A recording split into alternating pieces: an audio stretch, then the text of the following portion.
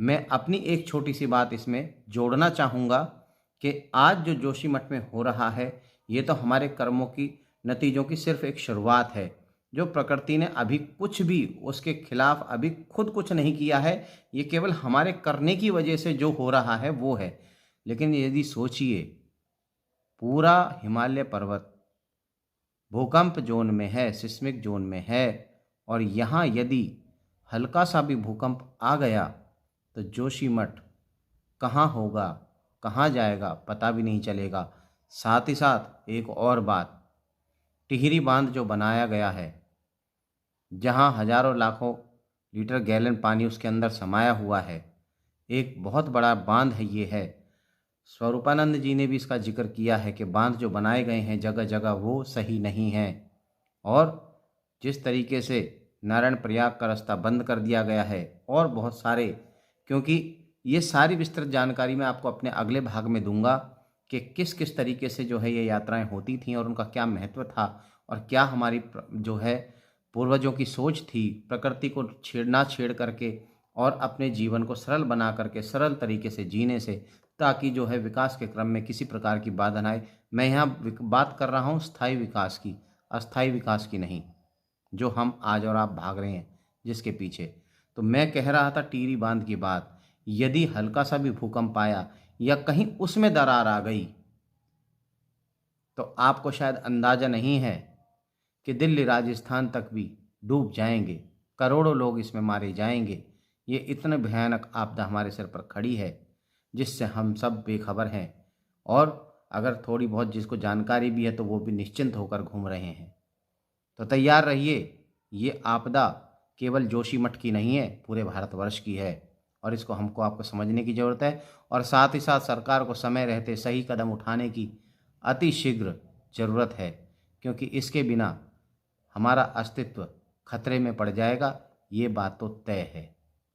चाहे कांग्रेस हो या बीजेपी या कोई भी दल, सबको मिलकर इस पर काम करना होगा और इस स्थिति को एक दूसरे पर आरोप प्रत्यारोप ना करके, राजनीति का अखाड़ा ना बना करके इससे निपटने के सार्थक, समुचित और सही रहते सही प्रयास करने ही होंगे। आपका इस बारे में क्या कहना है? मेरी रिपोर्ट आपको कैसी लगी? अगली रिपोर्ट में फिर आपको जल्दी पेश करूंगा, जिसमें मैं पूरा विस्तृत तौर पर जोशीमठ के इतिहास के बारे में बताऊंगा और इतिहास से लेकर अब तक जो हालात बदलते हुए कैसे आज हम इस मुहाने पर खड़े हैं बर्बादी के, क्या इन सब के कारण हैं, उन सब के साथ मैं आपके साथ फिर से मिलूंगा। ये जो आप देख रहे हैं, ये हालत है जोशीमठ में बह रहे पानी की, जो दीवारों से, दरारों से, पहाड़ों से, जगह जगह से निकलकर वहाँ के रहने वाले लोगों और वहाँ बने मकानों, मंदिरों, मठों के लिए बनता जा रहा है एक बहुत बड़ा खतरा। जी हाँ, जोशीमठ में ये दृश्य अब आम हो चले हैं। जगह जगह, हर जगह पर पानी की दरारें और वहाँ से बहता हुआ पानी के साथ मलबा। जी हाँ, पहाड़ों से दरकता हुआ मलबा, जो आने वाले समय में आने वाले खतरे की घंटी बजा रहा है। अपने digital media platform media voice पर फिर से आपका स्वागत करता हूँ। ये भी आपने जो तस्वीरें देखी, वीडियो देखी, ये है आज के फ़िलहाल के जोशीमठ की, जहाँ पर जगह जगह पानी रिसाव होने की वजह से बुरा हाल हुआ पड़ा है। लोगों के घरों में दरारें आ गई हैं। लगभग 20,000 से 80,000 लोग यहाँ पर, जिनके घर और आजीविका और उनकी जीवन सब पर जो है तलवार लटकी हुई है। लेकिन ये क्या एक दिन में हुआ है, या किसी एक की अनदेखी से हुआ है, या केवल सरकार की इसमें गलती है, या लोगों की भी गलती है, या तीर्थों को व्यापारिक स्थलों में बदलने का जो कारण है वो इसका जिम्मेदार है? अभी मैं आपको कुछ वीडियोस और दिखाता हूं जो हमने प्राप्त की हैं इधर उधर से, आपको हम दिखाते हैं। आप उनमें देखिए और ज़रा समझने की कोशिश कीजिए कि लोगों की, जो स्थानीय लोग हैं, उनकी आज की वहाँ हालत क्या है। उसके बाद जो वहाँ पे बैठे हुए हैं साधु संत, उन समाज का क्या कहना है, प्राचीन समय की हमारी जो संस्कृति है उससे उनका जो जुड़ाव, और आज जो उनके जीवन और उनके उन अवशेषों को आज ख़त्म होने के कगार पर जो पहुँच गए हैं, उनके बारे में उनका क्या कहना है, आप भी जरा पहाड़ को सुनिए। समाप्त करने वाले जो असली दोषी हैं उसके ऊपर अभी भी टारगेट उसको नहीं किया जा रहा है। उठेगा ही, पर जब ये धस रहा है फटेगा, जैसे सीधा समाई थी धरती में, वैसे हमने समाना है, पता ही नहीं लगेगा कि कब गए। ऐसा कोई विकास हम लोगों को स्वीकार नहीं जिससे हमारे प्रतीक ही नष्ट हो जाए। अब हमारा कल्प वृक्ष नष्ट हो जाएगा, आप रोड लेके आ जाओगे तो रोड हमको चाहिए, कल्प वृक्ष चाहिए। 5000 वर्ष से जिस कल्प वृक्ष ने हमारी समस्त सभ्यताओं को देखी है, जिसको देख करके हम अनुभव करते हैं कि देखो 5000 वर्ष वो कल्प वृक्ष आज छूटेगा, ये आपने स्वीकार कर लिया है, ये एक्सेप्ट कर लिया है। जी जी जी बिल्कुल, क्योंकि इसमें तो मैंने तो इसको घर से तीन बच्चों की शादी की थी।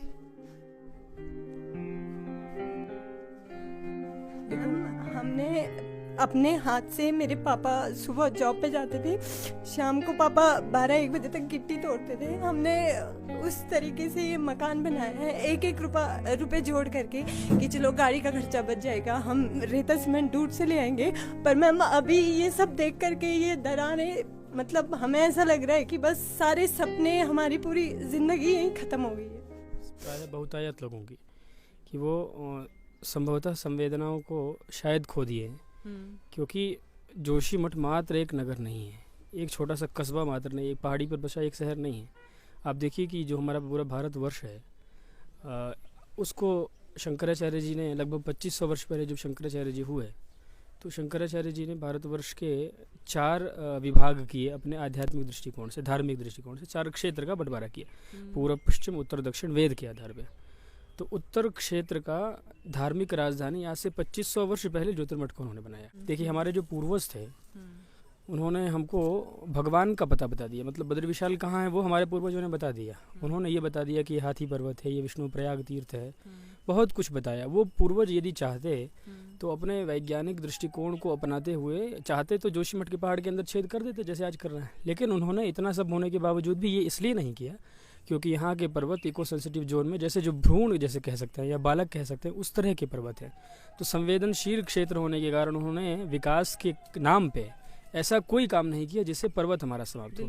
मतलब स्थायी विकास तो उन्होंने किया, अस्थायी विकास के ऊपर कोई जोर नहीं दिया। आज का जो विकास है वो अस्थायी विकास है कि हम ट्रेन लेके चले जाएंगे, हम टनल बना देंगे। हम संवेदनाएं उस हद तक मर चुकी हैं कि जब तक स्वयं के ऊपर विपत्ति नहीं आएगी तब तक वो चेतने को ही तैयार नहीं। जोशीमठ की बात देखिए, जोशीमठ में जोशीमठ को लोगों ने अकेला छोड़ दिया है, सिस्टम ने, सरकार ने, सब ने अकेला छोड़ दिया। क्योंकि देखिए जिस तरह से गतिमान कार्य करने की आवश्यकता है वो निश्चित रूप से शायद नहीं किया जा रहा है। सरकारें प्रयास कर रही हैं, हम लोगों को यहाँ दिख रहा है कि भाई हम आज कमिश्नर आए हैं, ये सचिव आए हैं, प्रयास करते हुए दिखाई पड़ रहे हैं, यहाँ निरीक्षण वहाँ निरीक्षण। लेकिन मान लीजिए आज रात में आपदा आ गई, आज रात में यदि मान लीजिए तो जो 570 परिवार प्रभावित हैं उसके अंदर के किसी एक व्यक्ति की भी यदि क्षति हो गई तो उसकी भरपाई क्या कोई संसार का कोई शासन कर सकता है? हजारों करोड़ लाखों करोड़ का कर सकता है? 5000 वर्ष से जिस कल्प वृक्ष ने हमारी समस्त सभ्यताओं को देखी, जिसको देख करके हम अनुभव करते हैं कि ये देखो 5000 वर्ष पुराना, वो कल्प वृक्ष आज संकट में है। आज कल्प वृक्ष के किनारे देखेंगे आप पर्वत को ही समाप्त कर दें, हिमालय को ही समाप्त कर दें, इस पर विचार करने की आवश्यकता है अभी। ये देखिए ये दरार जो है ये पिछले 5 दिन के अंदर आया दरार है। ये देखिए ये पूरा आ गया, ये देखिए ये टेढ़ा हो गया है पूरा, ये अभी की है, ये भी अभी की है, ये तो आपको ताजा ताजा दिखाई ही पड़ेगा। ये देखिए ये भी अभी की है। और इसके अलावा जो रोड है जहाँ से इस मंदिर में प्रवेश करते हैं उस एरिया में भी, बीच रोड में भी थोड़ा सा दरारें आ गई हैं। कल्प वृक्ष के पास भी थोड़ी सी दरार तो होगा ही, क्योंकि शंकराचार्य जी का काल निर्धारण अभी से 2500 वर्ष पहले शंकराचार्य जी के विषय में बताया जाता है। तो शंकराचार्य जी को इसी कल्प वृक्ष के नीचे सबसे बड़ी समस्या तो यही है कि इतनी बड़ी समस्या हमारे जोशीमठ के ऊपर आ गई है और हम अभी तक ये कह सकने की स्थिति में नहीं है कि ये कारण है जिसके कारण ये समस्या आई है। ये बहुत बड़ी चूक है हमारी कि हमने पहले से कोई अध्ययन करके रखा ही नहीं, जबकि 1976 ईस्वी में ही मिश्रा आयोग ने कह दिया था कि यहाँ पर भूगर्भ में हलचल की जाएगी तो बुरा परिणाम आएगा। उसके बाद से 91 में, 96 में और 2000 ईस्वी के बाद भी कई बार ऐसी परिस्थितियाँ आई। 1-1.5 वर्ष पहले तपोवन में बहुत बड़ी त्रासदी हुई और यहाँ पर भी 1-1.5 वर्ष से मकानों में दरारें आ रही थी, फर्श में दरारें आ रही थी। स्वयं नरसिंह मंदिर जो बनाया गया उसकी नई फर्श जो बनी, उस फर्श में बनते के बाद ही दरार आ गई और वो जमीन बैठने लग गई। तो ये सब संकेत हमको मिल रहे थे, फिर भी हम सोए रहे। कहीं न कहीं यही कारण है। अभी तक सही कारण का पता नहीं है और यही हमारे लिए सबसे बड़ी दुख की बात है। उच्च हिमालयन क्षेत्र है, बड़ा संवेदनशील क्षेत्र है, तो क्या आप मानते हैं कि जो निर्माण कार्य चल रहे हैं, चाहे वो बांध निर्माण कार्य हों या फिर अन्य तरह की जो योजना है, इसको क्या जिम्मेदार मानते हैं? देखिए, कहीं ना कहीं किसी की तो जिम्मेदारी है, तभी तो ये क्षेत्र हिल रहा है और हिलने के कारण ये सब परेशानी हो रही है। तो अभी तो तत्काल एक बार अंतरिम रूप से ही सही, अंतिम रूप से नहीं, अंतरिम रूप से ही सही, सब कामों को रोकने की एक तो आवश्यकता है, और दूसरे सचमुच में रोकने की, केवल कागजों में नहीं। क्योंकि आप ये अभी कहेंगे कि काम तो रोक दिया गया है, लेकिन हम यहाँ आए हैं और यहाँ पर हमको प्रत्यक्षदर्शियों ने बताया है कि कागजों में ही केवल काम रुका है, अभी वास्तव में काम नहीं रुका है। तो एक तो वास्तव में तत्काल काम रोकने की आवश्यकता है, उसके बाद सही विशेषज्ञों के दल से सही परीक्षण कराए जाने की आवश्यकता है कि वास्तव में क्या समस्या है और वो समस्या हमको कहाँ तक लेके जाने वाली है, कितना परिणाम लेके आने वाली है। और जब ये पता चल जाएगा तो फिर हम क्या करें, इसका भी निश्चय हम लोग बैठ के कर लेंगे। लोगों के बीच में महाराज जी हम लोग जा रहे हैं, लोग कह रहे हैं कि सरकार की तरफ से सिर्फ आश्वासन उन्हें मिल रहे हैं, लेकिन वो लोग भी आश्वस्त नहीं दिख रहे हैं कि क्या वास्तव में कुछ। देखिए, सरकार को चाहिए, सरकार का ये धर्म है कि वो लोगों को निश्चिंत बनाए। तो समस्या क्या है कि तत्काल कितने कंबल चाहिए हम दे देंगे, तत्काल आपको दूध चाहिए कि चाय चाहिए कि भोजन चाहिए हम दे देंगे, ये तो एक बहुत छोटी सी बात है। असल क्या है कि सरकार को लोगों को बहुत दृढ़ स्वर में ये बताने की आवश्यकता है कि एक भी प्राण इस त्रासदी के कारण नहीं जाएगा। हम योजना जो बना रहे हैं आप उसमें हमारा सहयोग करिए, एक भी प्राण नहीं जाएगा, तो लोगों को बहुत अच्छा लगेगा।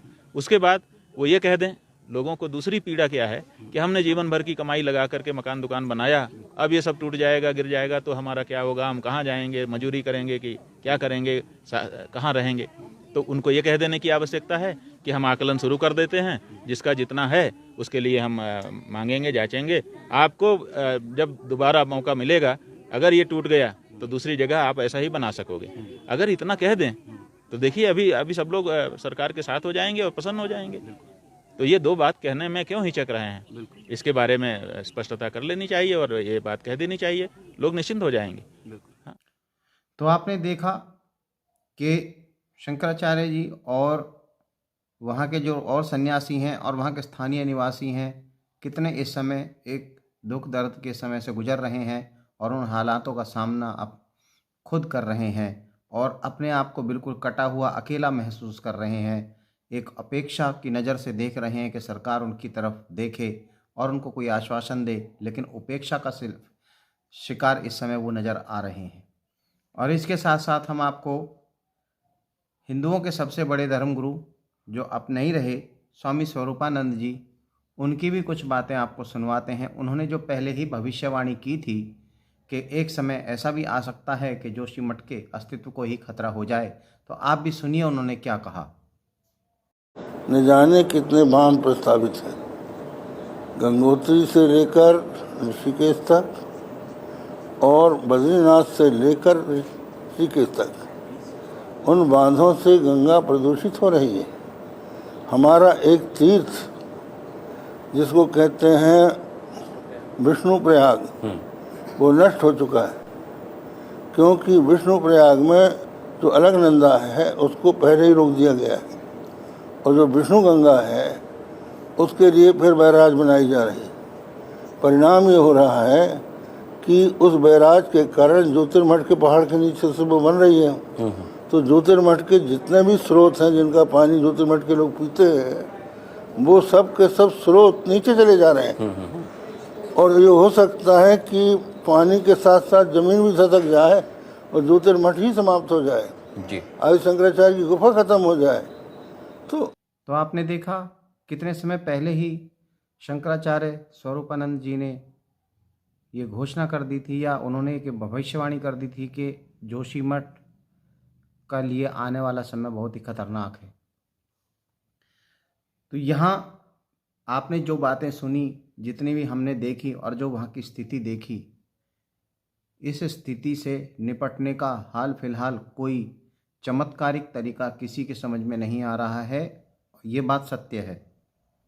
लेकिन इसकी स्थिति ऐसी आई कैसे, इस पर भी विचार विमर्श करना बहुत ज़रूरी है और उसके लिए ज़रूरी है हमें जानना कि इसकी क्या महत्व है, क्या स्थितियां हैं, भौगोलिक परिस्थितियां क्या हैं और क्या इनका आधार होना चाहिए था। और जो इतनी तरक्की यहाँ लाने की कोशिश की जा रही है, क्या उसके लिए ये पर्वत तैयार था। जैसा कि अभी पीछे आपने देखा था वीडियो में, उन्होंने बोला था एक सन्यासी ने कि ये एक पर्वत अभी अपने शैशव अवस्था में है, यानी उस स्थिति में है जैसे भ्रूण में एक बच्चा होता है या बड़ा होने का समय का इंतजार करता है। वैज्ञानिक आधार भी यही कहता है कि ये अभी बहुत ही इसकी आयु कम है। भौगोलिक परिस्थितियों के अनुसार से पर्वतों की जो आयु है वो कई कई करोड़ अरबों वर्ष होती है और इनकी मात्र कुछ करोड़ वर्ष आयु बताई जाती है हिमालय पर्वत की। तो जो अभी ये बनने की श्रृंखला में है, ये वैज्ञानिक तथ्य हैं, वैज्ञानिक आधार हैं, ये मैं अपनी तरफ से नहीं कह रहा हूँ या ये फेसबुक या ज्ञान नहीं है। जैसा कि हम लोग जब इतनी मेहनत करके कोई रिपोर्ट तैयार करते हैं और आप लोग तक पहुँचाते हैं तो बहुत से लोग इस बात को ये कहकर नकार देते हैं कि फेसबुक पे तो बेकार की बातें बोल दी जाती हैं बिना किसी तथ्य के। लेकिन मैं तथ्य के आधार पर ही कह रहा हूँ। आप चाहें तो इसका पता कर सकते हैं कि ये पहाड़ हिमालय पर्वत अभी अपने शैशव काल में है और इसको बनने में भी बहुत समय लगेगा। लेकिन उससे पहले इस पर जो ये काम किए जा रहे हैं और दुनिया भर की जो सड़कें और ये चीज़ें बनाई जा रही हैं, शायद उनके लिए ये अभी तैयार नहीं है। अगर होता तो जो हमारे बुद्धिजीवी या जो हमारे साधु सन्यासी थे या जो राजे महाराजे थे जिन्होंने यहाँ इन चीज़ों को स्थापित करवाया या किया, तो वो ऐसी व्यवस्था भी कर सकते थे कि कोई भी वहाँ आसानी से पहुँच पाता। शायद ये प्रकृति के नियम के विरुद्ध है और उसकी सज़ा मिल रही है आज जोशीमठ को, और ये जोशीमठ को नहीं मिल रही, ये आज पूरे भारतवर्ष को मिल रही है। आने वाले समय में बहुत सी आपदाओं का सामना हमारा आपको करना है, यह हम सभी जानते हैं। लेकिन हमारी आदत पड़ गई है कि यह भी मुसीबत दूसरे के ऊपर है तो हम इसके बारे में क्यों सोचें। यही कारण है कि आज हम अपनी एक एक चीज़ को खोते जा रहे हैं और हमें एहसास तक नहीं है। खैर, इस विषय पर अभी बहुत सारी बातें करनी बाकी हैं और इस एक जो है भाग में मैं आपको सारी बातें नहीं बता पाऊंगा, क्योंकि जोशीमठ कोई ऐसी चीज़ नहीं है कि जिसको हम 2 वाक्यों में ख़त्म कर देंगे और बात समाप्त हो जाएगी। इस पर हम कितना ही बोल लें, कितनी चर्चा कर लें, वो भी थोड़ी है। लेकिन बात करेंगे हम तथ्य आधारित पर या कुछ ऐसा जो बात करने लायक हो या जिसको हमको और आपको समझना चाहिए। इसी बात पर मैं अब आपके साथ साझा कर रहा हूँ। फेसबुक वॉल पर नितिन किशोर जौहरी जी ने कुछ लिखा है जो मुझे बहुत अच्छा लगा और मैं चाहूँगा मैं आपके साथ उसे शेयर करूँ। उन्होंने लिखा है कि पिछले 1 साल से मैंने लिखना कम कर दिया है, या यूँ कह लो कि फेसबुक पे ज्ञान पेलना बंद कर दिया है, क्योंकि अब फेसबुक पर ही पोस्ट पढ़ने वाले कम हो गए हैं। सबको रील्स या सेल्फी की फ़ोटो देखनी है या फिर जोक या ट्रोल पोस्ट पढ़ने और देखने में मज़ा आने लगा है। खैर, आज दिल ने कहा अब जो हो रहा है उसे कम से कम लिख तो दो, शायद लोगों को कुछ ज्ञान मिल ही जाए। आगे उन्होंने लिखा, जोशीमठ को हैशटैग करते हुए, आजकल बहुत खबरों का अड्डा बना हुआ है, पर इस देवभूमि के सर्वनाश की वजह भी हम लोग ही हैं। यहाँ पर जहाँ घर चटक राजे हैं और उनमें पानी भर रहे हैं, और फिर सिर्फ एक शुरुआत है, यह सिर्फ एक शुरुआत है उस सर्वनाश की जिसे हमने प्रकृति की छेड़ से शुरू किया।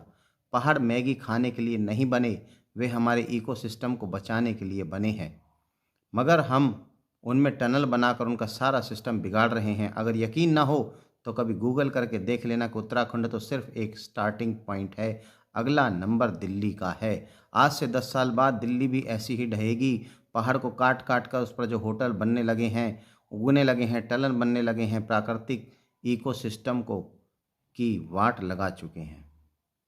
तो आप समझ गए होंगे इशारा किस तरफ है। आगे उन्होंने कहा है कि जोशीमठ एक प्राचीन शहर है। यहाँ 8वीं सदी में धर्म सुधारक आदि शंकराचार्य को ज्ञान प्राप्त हुआ और बद्रीनाथ मंदिर और देश के विभिन्न कोनों में 3 और मठों की स्थापना से पहले यह उनकी पहले मठ की स्थापना थी।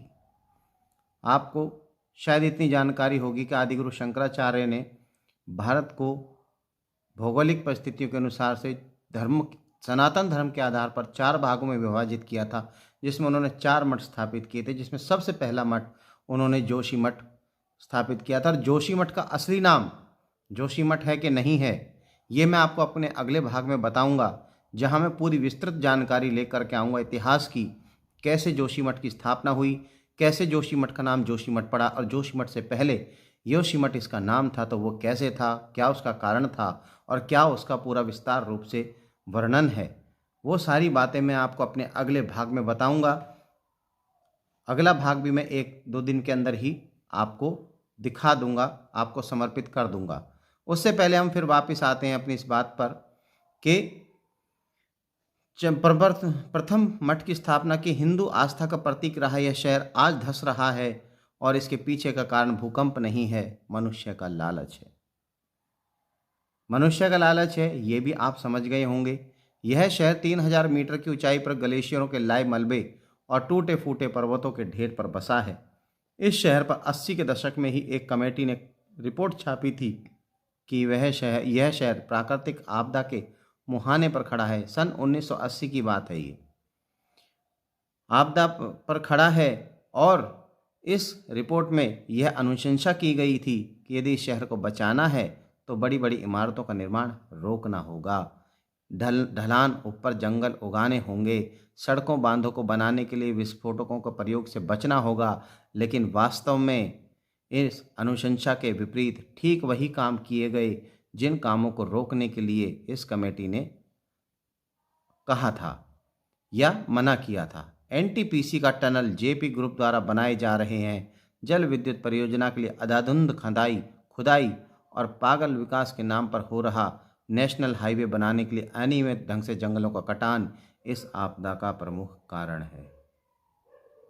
कुछ ऐसा ही मेरे शहर आगरा भी मेट्रो के नाम पर अंदर से खोखला हो रहा है, जबकि सब जानते दिल्ली से आगरा सब पहाड़ी प्लेट्स पर बेस पर बसे हैं और एक दिन ये आपदा यहाँ भी आएगी, मगर सब खुश हैं क्योंकि विकास हो रहा है। जैसे बचपन में जयपुर जाता था तो वहाँ ठोस पहाड़ दिखते थे, अब सब टूट चुके हैं, गायब हैं। इसका परिणाम आएगा बिल्कुल जोशीमठ की तरह। और जंगल पहाड़ नदी हमारी प्राकृतिक इकोसिस्टम है, मगर हम उन्हें ख़त्म कर रहे हैं, मतलब अपने मतलब के लिए। तो इसमें सारी बातें बहुत संक्षेप में बड़ी समेट करके बताई गई हैं जो आपको हमने बताई। और यहाँ जो नितिन किशोर जौहरी जी ने अपनी फेसबुक पेज पे लिखा वो मैंने आपसे साझा किया। साझा मैंने इसलिए किया क्योंकि जो इन्होंने कहा है अक्षर अक्षर सत्य है। इसमें कहीं कोई छिपाव या लगाव या ज़्यादा बढ़ा चढ़ा कर कहने वाली बात नहीं है। ये बात बिल्कुल सत्य है। और इसी के साथ साथ मैं अपनी एक छोटी सी बात इसमें जोड़ना चाहूँगा कि आज जो जोशीमठ में हो रहा है ये तो हमारे कर्मों की नतीजों की सिर्फ एक शुरुआत है। जो प्रकृति ने अभी कुछ भी उसके खिलाफ अभी खुद कुछ नहीं किया है, ये केवल हमारे करने की वजह से जो हो रहा है वो है। लेकिन यदि सोचिए पूरा हिमालय पर्वत भूकंप जोन में है, सिस्मिक जोन में है, और यहाँ यदि हल्का सा भी भूकंप आ गया तो जोशीमठ कहाँ होगा, कहाँ जाएगा, पता भी नहीं चलेगा। साथ ही साथ एक और बात, टिहरी बांध जो बनाया गया है, जहाँ हजारों लाखों लीटर गैलन पानी उसके अंदर समाया हुआ है, एक बहुत बड़ा बांध है ये है। स्वरूपानंद जी ने भी इसका जिक्र किया है कि बांध जो बनाए गए हैं जगह जगह वो सही नहीं हैं। और जिस तरीके से नारायण प्रयाग का रास्ता बंद कर दिया गया है और बहुत सारे, क्योंकि ये सारी विस्तृत जानकारी मैं आपको अपने अगले भाग में दूंगा कि किस किस तरीके से जो है ये यात्राएं होती थीं और उनका क्या महत्व था और क्या हमारी जो है पूर्वजों की सोच थी प्रकृति को छेड़ करके और अपने जीवन को सरल बना करके सरल तरीके से जीने से, ताकि जो है विकास के क्रम में किसी प्रकार की बाधा न आए। मैं यहाँ बात कर रहा हूँ स्थायी विकास की, अस्थायी विकास की नहीं, जो हम आज और आप भाग रहे हैं जिसके पीछे। तो मैं कह रहा था टिहरी बांध की बात, यदि हल्का सा भी भूकंप आया या कहीं उसमें दरार आ गई तो आपको शायद अंदाज़ा नहीं है कि दिल्ली राजस्थान तक भी डूब जाएंगे, करोड़ों लोग इसमें मारे जाएंगे। ये इतने भयानक आपदा हमारे सिर पर खड़ी है जिससे हम सब बेखबर हैं, और अगर थोड़ी बहुत जिसको जानकारी भी है तो वो भी निश्चिंत होकर घूम रहे हैं। तो तैयार रहिए, ये आपदा केवल जोशीमठ की नहीं है, पूरे भारतवर्ष की है और इसको हमको आपको समझने की ज़रूरत है। और साथ ही साथ सरकार को समय रहते सही कदम उठाने की अति शीघ्र ज़रूरत है, क्योंकि इसके बिना हमारा अस्तित्व खतरे में पड़ जाएगा। ये बात तो तय है, चाहे कांग्रेस हो या बीजेपी या कोई भी दल, सबको मिलकर इस पर काम करना होगा और इस स्थिति को एक दूसरे पर आरोप प्रत्यारोप ना करके, राजनीति का अखाड़ा ना बना करके इससे निपटने के सार्थक, समुचित और सही रहते सही प्रयास करने ही होंगे। आपका इस बारे में क्या कहना है? मेरी रिपोर्ट आपको कैसी लगी? अगली रिपोर्ट में फिर आपको जल्दी पेश करूंगा, जिसमें मैं पूरा विस्तृत तौर पर जोशीमठ के इतिहास के बारे में बताऊंगा और इतिहास से लेकर अब तक जो हालात बदलते हुए कैसे आज हम इस मुहाने पर खड़े हैं बर्बादी के, क्या इन सब के कारण हैं, उन सब के साथ मैं आपके साथ फिर से मिलूंगा। तब तक मैं जीत हरसाना मीडिया वॉइस से धन्यवाद। उम्मीद करता हूं आप सब स्वस्थ रहें, खुश रहें। नमस्कार।